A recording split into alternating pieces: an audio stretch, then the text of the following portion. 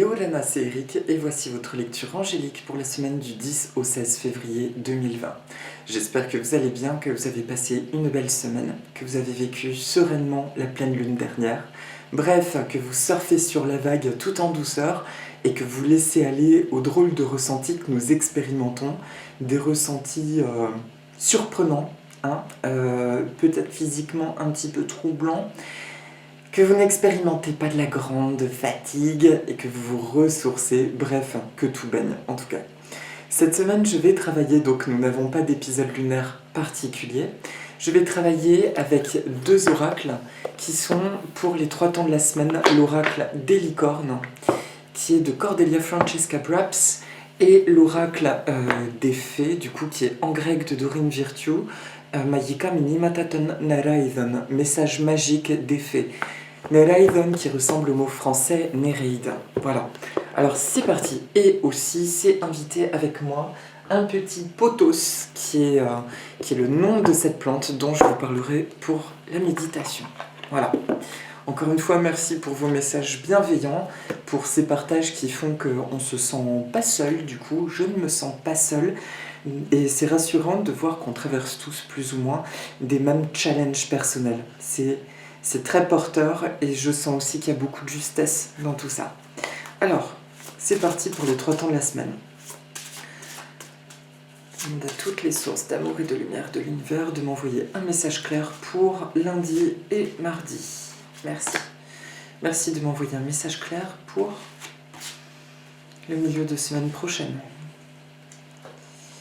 Merci de m'envoyer un message clair pour le week-end prochain. Voilà. Et pour la carte de synthèse de la semaine, donc message magique des fées, merci de m'envoyer un message clair.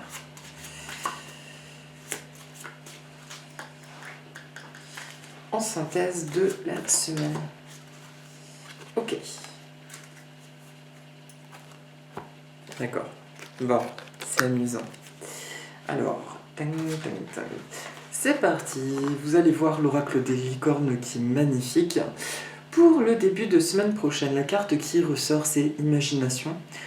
Envisagez une nouvelle réalité. Accordez-vous la permission de rêver. Croyez en des possibles sans limite. Alors, déjà, la licorne, c'est un symbole de justice. Là, c'est une licorne ailée, donc il y a une notion d'envolée, de liberté dans la justice divine et dans ce qui est juste dans nos vies. Le message qui me vient bim bam boum, direct, c'est toujours cette drôle de sensation. Vous avez peut-être remarqué ces derniers temps qu'entre notre monde intérieur, ce que nous ressentons et ce qui se passe encore dans la vie quotidienne, il peut sembler y avoir un décalage encore, mais on sent que ce décalage s'amenuise plus les jours passent. Lundi, mardi, nous sommes encore en plein dans les influences de la pleine lune. Il y a une véritable, j'entends, message puissant, un appel à nous dire de tenir bon et surtout de continuer à donner du pouvoir à cette rêverie intérieure, de lui donner encore plus de force parce qu'elle est bel et bien, je le répète, la boussole de notre vie. Ce qui nous met en joie, ce qui nous fait rêver et notre chemin qui se dessine devant nous. Simplement quand les choses ne semblent pas bouger, ça me parle forcément aussi personnellement, on peut avoir tendance à baisser les bras et pourtant, depuis une quinzaine de jours, je ressens de plus en plus une force intérieure qui me guide à aller de l'avant, qui me pousse à croire en mes rêves et surtout à me consacrer sur ce qui me fait vibrer. Donc lundi et mardi, restons encore dans ces belles influences de cette pleine lune en Lion, de créer une nouvelle réalité, de se pousser, on va dire, à la rêverie, à ce qui peut cultiver cet imaginaire. Personnellement, ce sont des musiques en fait que j'ai besoin d'écouter. En plus, il y a des belles synchronicités. YouTube me propose des musiques mais sur mesure et ça me permet littéralement de réaliser même des tâches qui me fatigueraient en temps normal, comme si la musique me maintient dans cet état de rêverie et d'imaginaire. Donc je vous invite vraiment à faire des choses qui vous installent dans cet état d'énergie, dans cet espace où vous vous sentez bien. Voilà. Début de semaine prochaine, c'est juste ça. Nous sommes dans le vrai à partir du moment où nos rêveries nous placent dans un état d'être hyper agréable. Là, ça veut dire que c'est juste. C'est un rappel. Et oui, on a l'impression de l'entendre, de le réentendre. On continue parce que si on regarde subtilement, quelqu'un m'a dit dernièrement, j'ai lâché tes vidéos pendant 1 an et en les reprenant, je me rends compte que j'ai un peu l'impression que tu dis un peu la même chose finalement. Et je disais oui, je m'en rends compte aussi, mais je me rends compte également que nous avançons et que ça devient de plus en plus subtil jusqu'à ce que ces rêves soient palpables du bout des doigts et que ça se mette en place. Voilà, donc continuez de croire en vos rêves et placez-vous dans cet état-là. Utilisez tous les outils qui vous font du bien, que ce soit la musique ou le fait de sortir dans la nature, pour vous placer dans cet état. Plus que jamais, j'ai utilisé la métaphore du papillon encore et de la chrysalide cette semaine sur Facebook et je le ressens fortement. On peut avoir un sentiment d'être à fleur de peau, c'est ce que j'expliquais. C'est normal, c'est un temps de transition. En fait, ce sentiment à fleur de peau, c'est l'inconnu et en même temps la joie de sentir que quelque chose de grand est en train de se mettre en place. Quand je dis grand, c'est quelque chose d'attendu depuis très longtemps, quelque chose qui met tout notre être en joie et nous fait pétiller de l'intérieur. Donc tout ce qui vous fait pétiller de l'intérieur est à mettre en avant en début de semaine. Voilà, merci pour cette carte. Pour le milieu de semaine, la carte qui ressort, c'est l'intention. Encore une licorne blanche, les ailes se croisent. Je prends ma décision. Soyez clair et déterminé, concentrez-vous sur ce que vous voulez vraiment, soyez audacieux dans vos demandes à l'univers. Alors milieu de semaine prochaine, très propice encore pour faire des demandes, bien que ce soit plus ou moins toujours le cas. Mais là je ressens qu'il y a une énergie d'amplification au milieu de semaine. Le symbolisme de ces ailes croisées m'évoque vraiment, vous savez, quand on fait un soin à quelqu'un, on lui dit décroise tes jambes ou tes bras, pour ne pas être dans la fermeture. Je ressens que là, on nous demande une prise de position. Décide de ce que tu veux, décide de ce qui est juste pour toi et ferme tout ça. Referme tes énergies pour que ce ne soit même plus ébranlable et que le positionnement soit ferme de ta part. Ok ? Fais-toi confiance en milieu de semaine prochaine. Et en plus, l'autre chose que je ressens, c'est cette notion de longueur d'aile. Elles sont très grandes et elles sont déployées. Donc il y a la force, il y a la liberté, mais il y a aussi la notion d'avoir grandi et que nos aspirations ont encore évolué, elles se sont encore affinées. Donc faites-vous confiance, écoute ton cœur et valide ça une bonne fois pour toutes.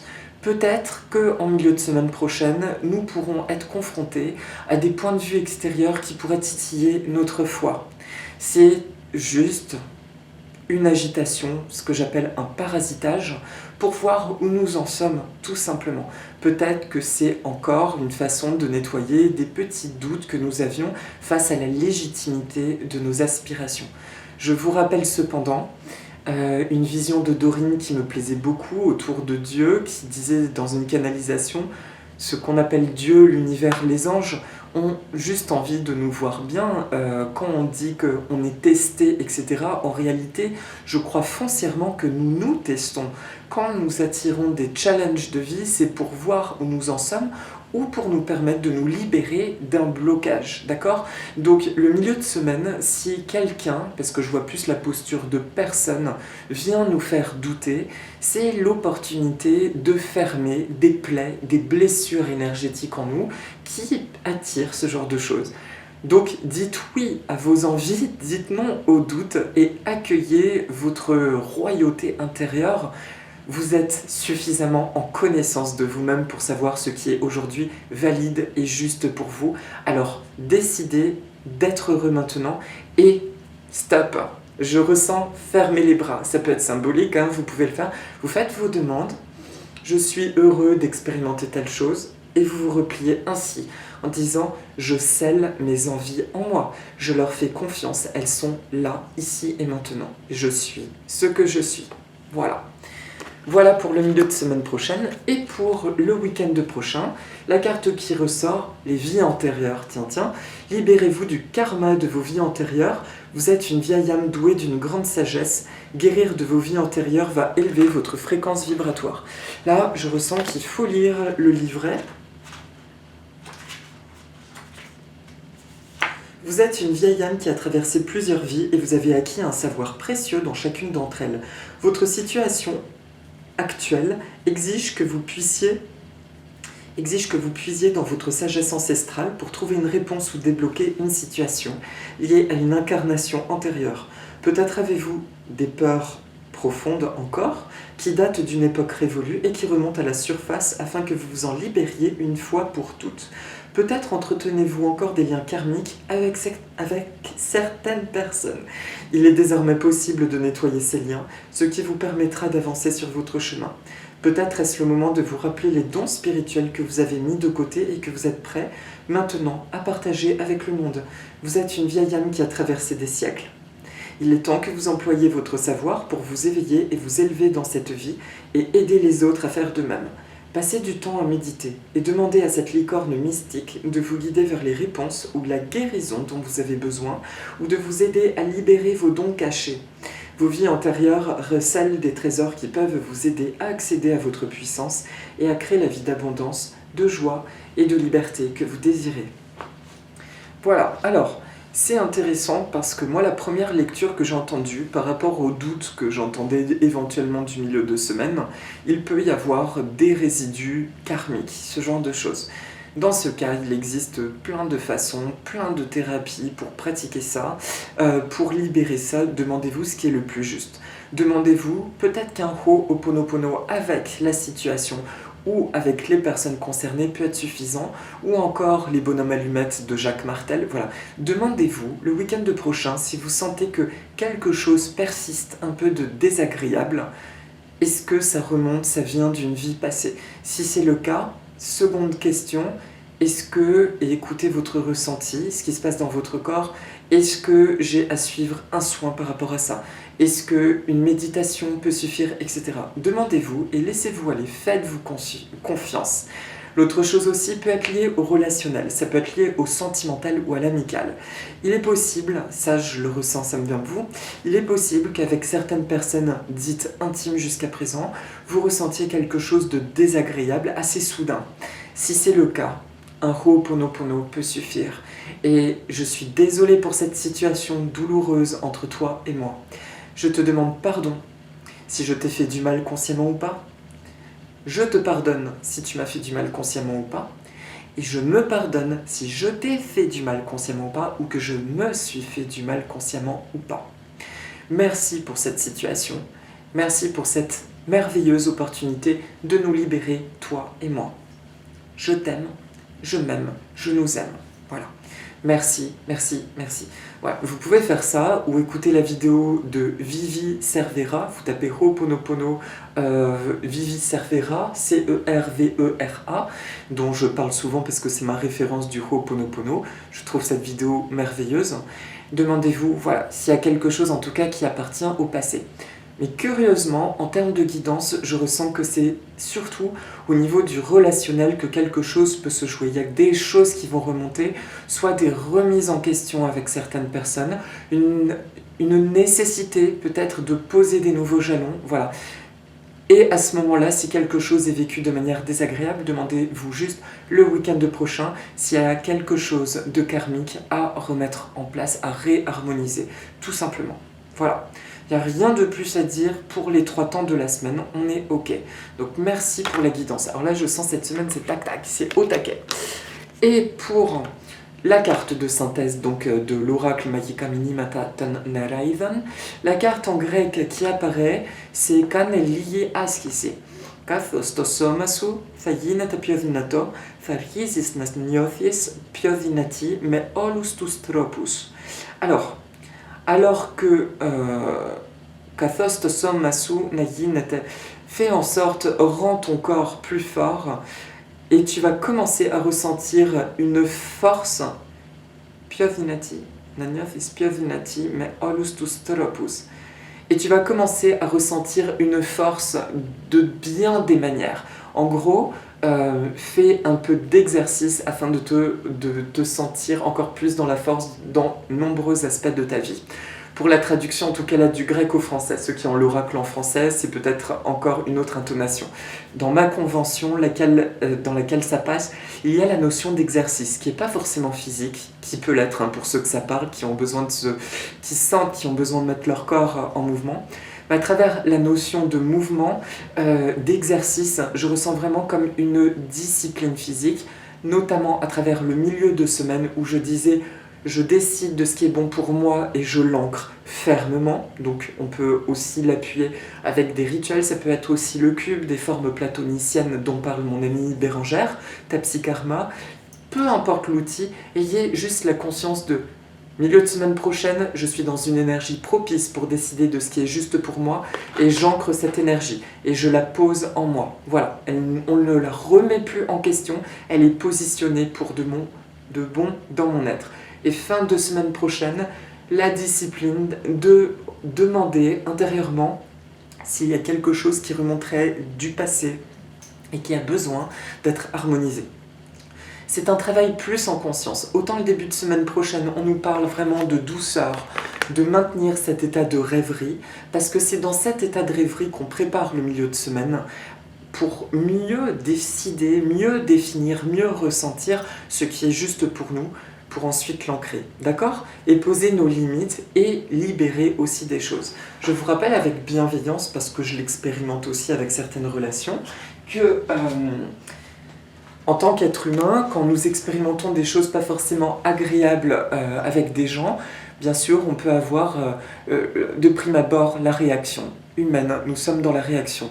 La deuxième chose, c'est effectivement avoir conscience que si ça arrive, c'est bien pour nous mettre le doigt sur quelque chose qui demande à être soulagé, à être réharmonisé. Okay ? Et la troisième chose, donc, c'est de mettre de l'amour sur tout ça, la personne y compris. Si c'est quelqu'un que nous ne souhaitons plus côtoyer, eh bien c'est humain, ça peut arriver aussi. La vie est faite de mouvements, de va-et-vient, on peut se perdre, comme se retrouver, s'éloigner, etc. Tout ça dans la douceur, d'accord? Donc simplement restez bien centré dans votre être. Il y a une belle, restons centrés, c'est valable pour moi aussi. Il y a une véritable opportunité la semaine prochaine d'accéder encore à quelque chose de more intimate, de plus proche de nous-mêmes et de mieux définir l'état que nous avons envie d'incarner sur Terre, ok, au quotidien.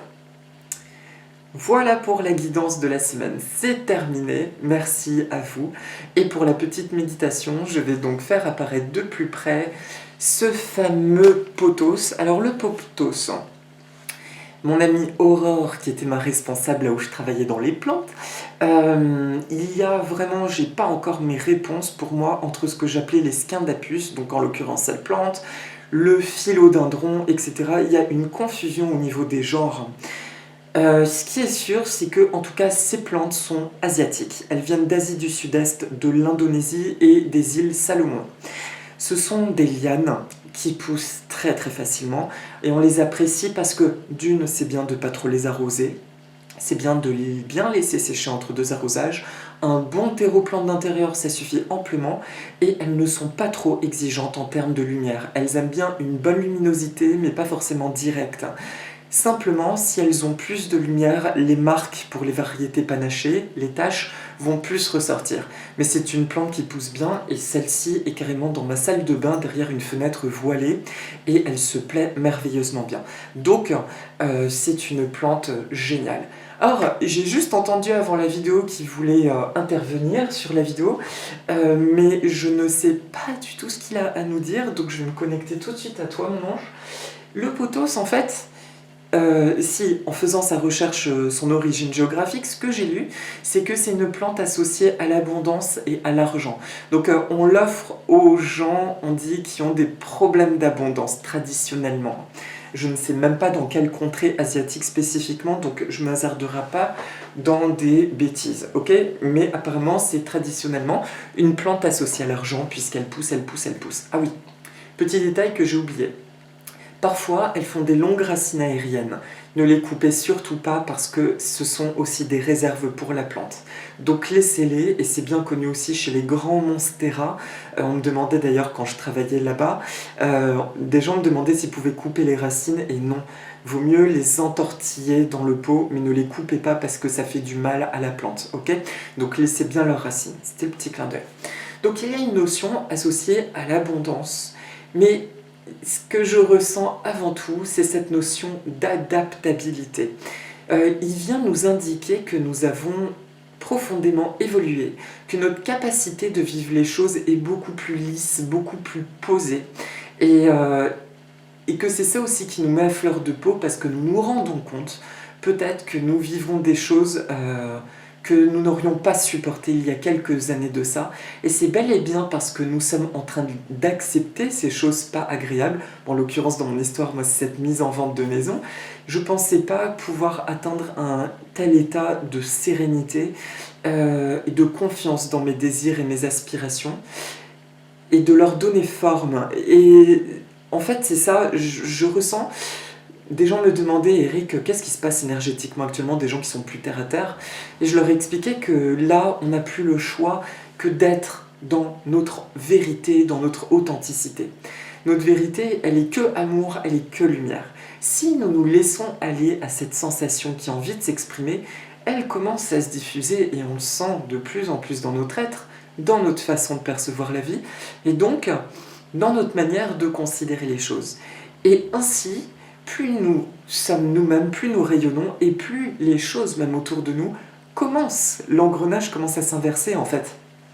Et donc ça devient de plus en plus positif. Et le potos, il vient nous féliciter, nous rappeler de cette capacité aujourd'hui à vivre les choses beaucoup plus dans l'être et que nous sommes pour ça sur un cheminement juste et que nous progressons. Il y a vraiment la notion de progrès. Il me dit ça vraiment par rapport à ses conditions, notamment de culture. Il me dit, regarde, moi je m'adapte à toute forme de conditions, je suis très résistant. Il y en a même qui les cultivent juste les pieds dans l'eau. Et ben il arrive quand même à continuer de pousser. En fait, il est tellement dans sa vérité, dans son authenticité, que il se développe finalement. Et c'est un peu comme la sansevieria, mais c'est une vibration qui est encore plus douce. La sansevieria, elle indique vraiment quelque chose de très yang, de très fort.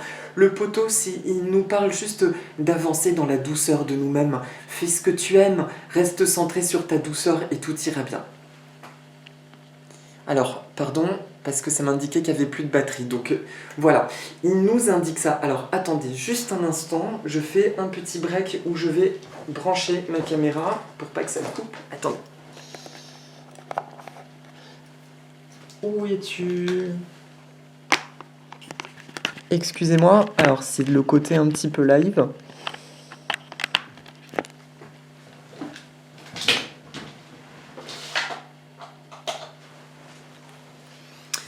Voilà, alors, il y a vraiment cette notion de douceur par rapport à nos univers et par rapport à nos rêveries. C'est le mot de la semaine. Laissons-nous aller à nos rêveries. Voilà, donc merci beaucoup à toi. Et donc, je vous propose la petite méditation en franco-grec. Je vous propose d'inspirer 3 fois.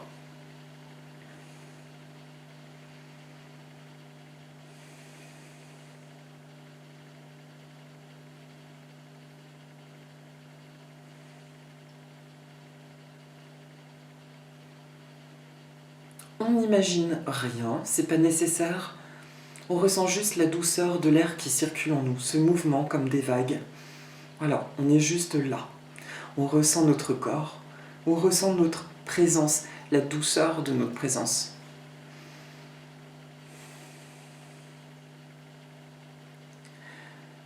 Ma propre douceur me met en joie. Idiotiki mu glikia mu ferni mehalihara.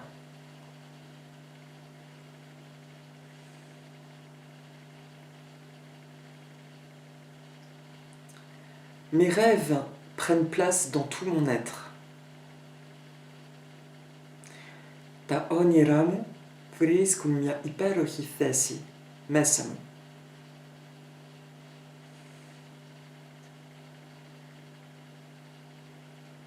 Mes rêves sont la vérité de ma vie.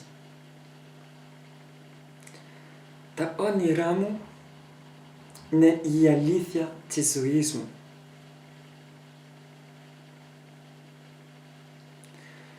Où que j'aille, où que je sois, je demeure dans cet état de paix intérieure et extérieure. Opu pao, opu ime, kathome, stistasi, semniastasi apo irini, stoneaftom, keexo apo toneaftom.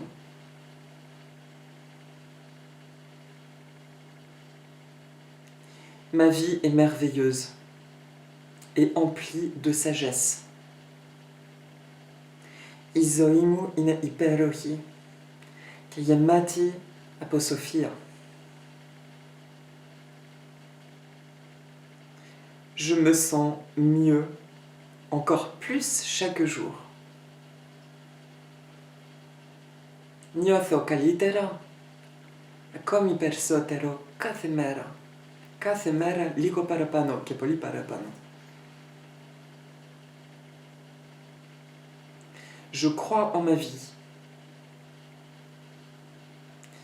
Je crois en mes envies.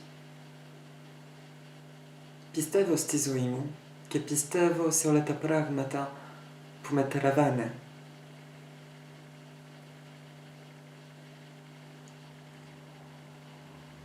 J'ai fait un beau chemin. Prochorisa polikala stodromu. Et aujourd'hui, je sais qui je suis. Kasimera xero pios ime.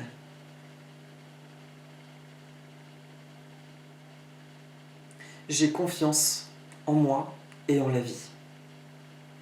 Achoepestosyonistonaftomu kastizoi. Je me libère de tous les liens et mémoires toxiques de ma vie.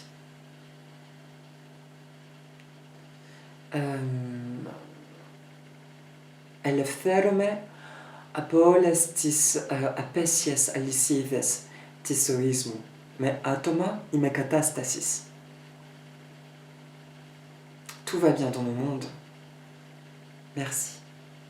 Ola panekalastokosmomu, Efchariston. Tout va bien dans mon monde. Merci. Ola panekalastokosmomu, Efchariston. Tout va bien dans mon monde. Merci. Ola panekalastokosmomu, Efchariston. Je suis joie. Imechara. Je suis légèreté.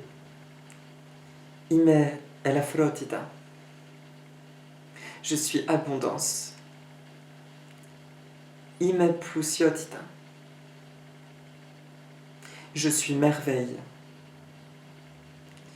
Ime katis thavmasio. Cette semaine est une magnifique semaine. Et je m'en réjouis. Aftiti navdomada ine hyperohi panomorphi avdomada kechiarome parapoli. Voilà.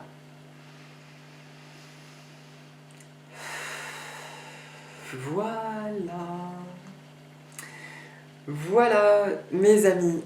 Je vous souhaite une très très belle semaine. Je vous dis, encore une fois, plein de bonnes choses.